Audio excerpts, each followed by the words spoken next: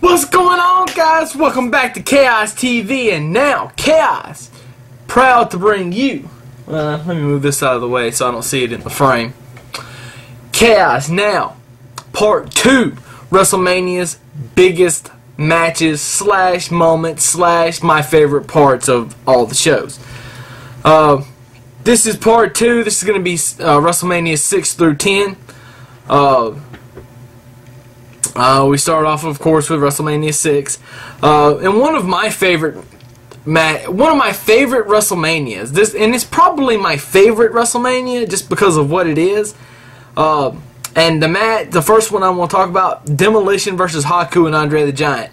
Now, this I believe was Demolition's third reign as WWE Tag Team Champions. I want to think this was their third reign. Because they won the titles the year before, and from the Powers of Pain, and this year they beat that year they beat Haku and Andre for the belts, and this was Andre's what was going to eventually be his last WrestleMania match. Now, it wasn't his last WrestleMania appearance though. But it was what turned out to be his last WrestleMania match, and you could tell when he was in the ring that it just wasn't Andre, it just wasn't him. Roddy Piper painting himself half black for the match against Bad News Brown, absolutely fantastic. That's just something that only the crazy mind of Roddy Piper could come up with. The Hart Foundation beats the Bolsheviks in 19 seconds. WrestleMania record up from then.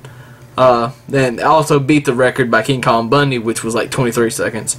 And then Hogan Warrior, because that's what we all know, title for title, and all that. WrestleMania 7, probably the biggest thing about WrestleMania 7 is they moved it from, it was supposed to be in the LA Coliseum. And I didn't know this until I watched the True Story of WrestleMania, but because of the war and everything, and also because of some of the things that they were doing with the Hogan Slaughter angle, they decided that it would be too big of a security risk, and they moved the event from the Coliseum to the LA Sports Memorial Arena, or the Memorial Sports Arena, or whatever. It's the LA Sports Arena.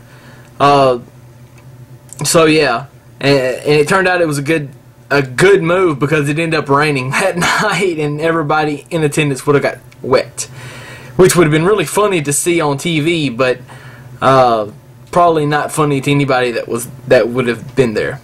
The Undertaker starts his streak by defeating the legendary Jimmy Superfly Snuka.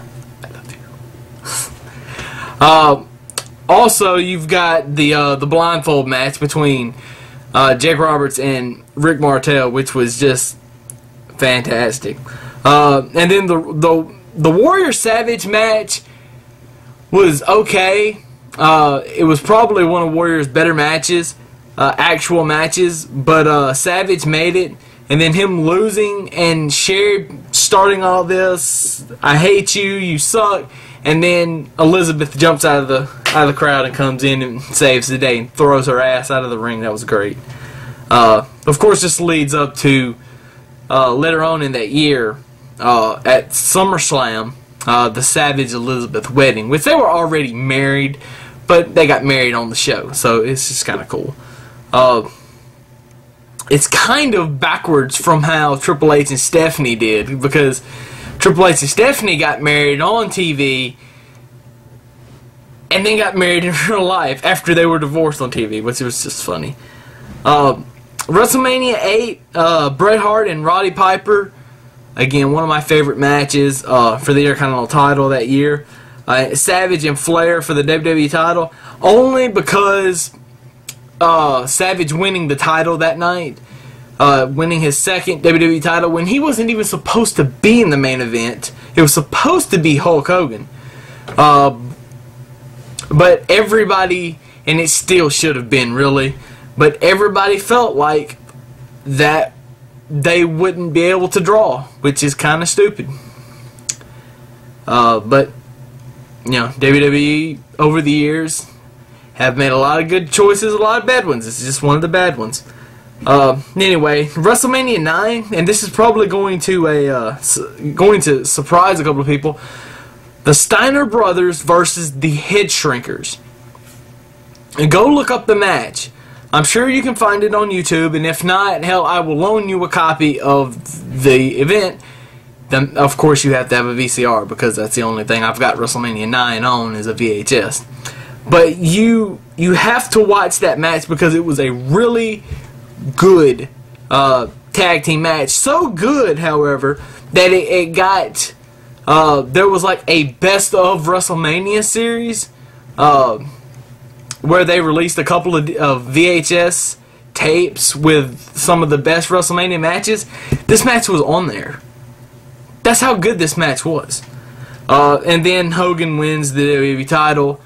A lot of backstage politics. Now, it's not one of my favorite moments, but it's Hogan's last WWE title during that run. So it's kind of memorable. WrestleMania 10, Brett versus Owen. You couldn't have started out WrestleMania 10 with a better match. There is nobody else at the time that could have had a better match than those two did. And then you jump to Yoko and Brett. When Brett wins the title, Owen comes out. They're inviting Owen to come in the ring. Hey, you beat your brother. It's great, but he had a title shot. So he won the title. And it still caused friction because Owen beat his brother and beat him clean, and he still got no respect. But they made it out that way, so anyway.